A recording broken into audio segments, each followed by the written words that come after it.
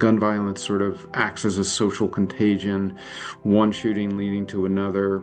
And they're key to sort of stop these outbreaks, if you will, or epidemics of gun violence. You first and foremost need to reach those at greatest risk. And you need to reach those individuals with what we refer to as credible messengers. I got to know a lot of the people doing the work in Safe Streets in different parts of Baltimore, but particularly in East Baltimore.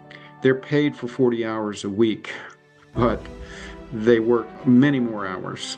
Emergencies happen that they need to get in front of so someone's life is not lost, blood is not spilled. They respond to all kinds of situations, and people in those communities, some of the most vulnerable people, know that the Safe Streets workers are frankly one of the few organizations or people they can trust. So it takes really special individuals who are willing to do that job that quite honestly is not compensated as well as it should be, doesn't have the kind of benefit. What we were able to document in East Baltimore was a significant reduction in homicides and non-fatal shootings from a public health model that did not rely upon imprisoning people to get people to not be violent, to save lives and make communities safer. And to me, what's more heroic and deserving of recognition than a community program like Safe Streets and the individuals who do that very stressful and challenging work. Then they got the Henrietta Lacks Award.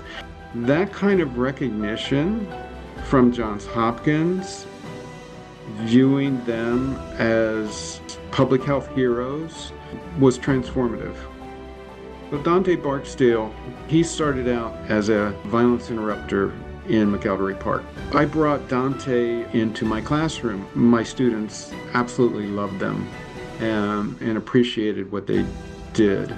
He grew up in the shadows of Johns Hopkins, and now he's welcomed in as someone who can actually teach public health students something about community health and safety.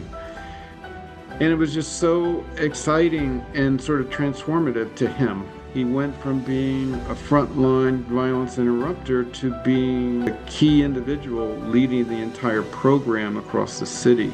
Sadly, he was murdered while trying to make peace in his community in 2021. His relationship with Johns Hopkins just opened up doors for him, and the kind of support and validation that he got really was life-changing to him, and really sort of catapulted him to be able to have impact across our entire city. We need to learn from each other.